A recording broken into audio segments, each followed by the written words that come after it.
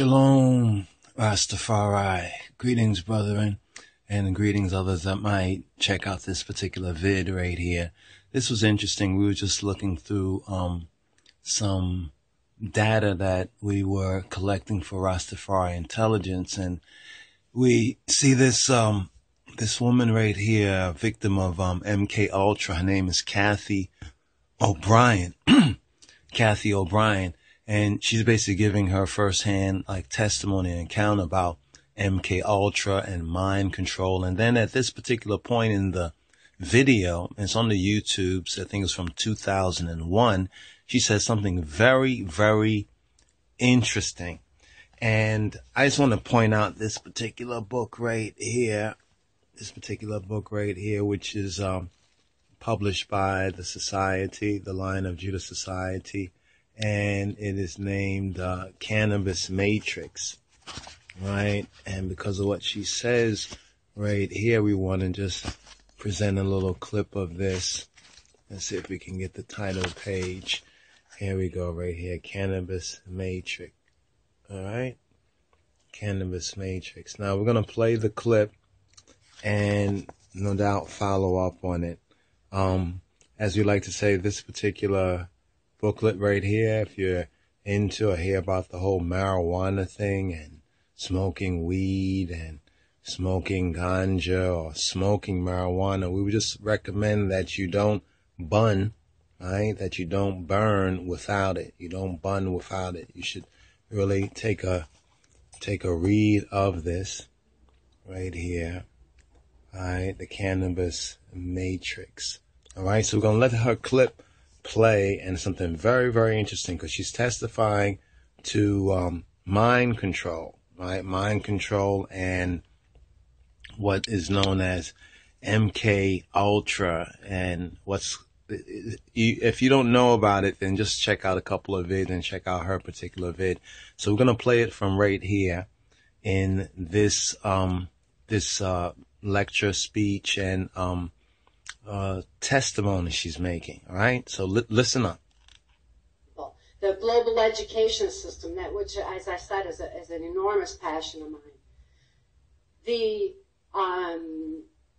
There's so many aspects that need to be addressed, but I would encourage you, please look at Transformation of America for that information, because Transformation of America was originally written for U.S. congressional intelligence oversight, which means that the facts in there have to be validatable, backed up, and the documentation, the proofs on it are so strong that it's an important bit of information that's not the easiest to read because of the way it was written. But nevertheless, it certainly outlines the covert operations, the fact that the CIA was involved in the so-called war on drugs, which was no more than the CIA eliminating their competition worldwide.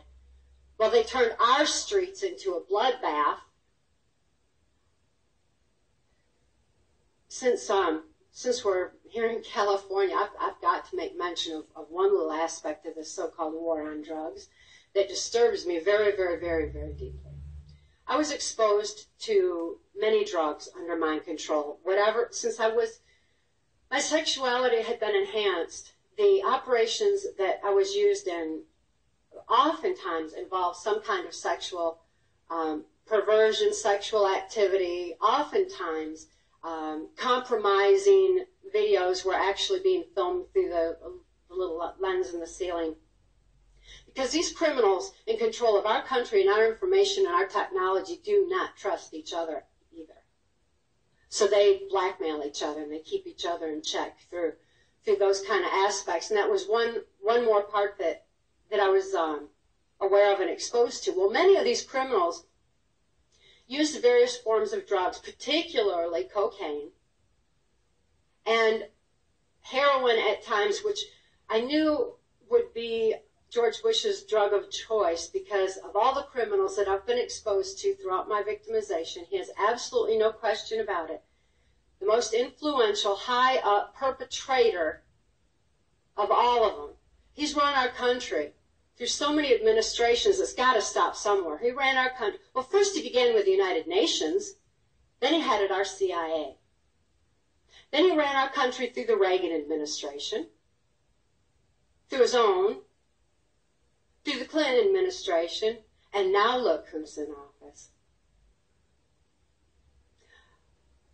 From everything that I know and all of my perceptions, the administration that we have in place now is absolutely 100% totally controlled by George Bush and the people that he's associated with in this New World Order effort.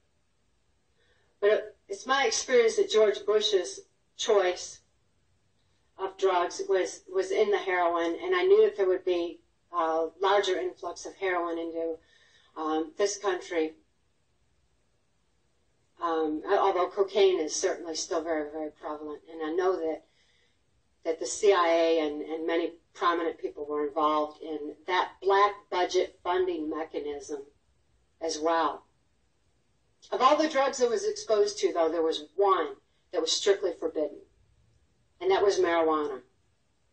Marijuana is strictly forbidden because the effects on the brain actually open those neuron pathways so that any compartmentalization of memory, of any kind of trauma or any kind of so-called secret that's compartmentalized in the brain actually begins to erode.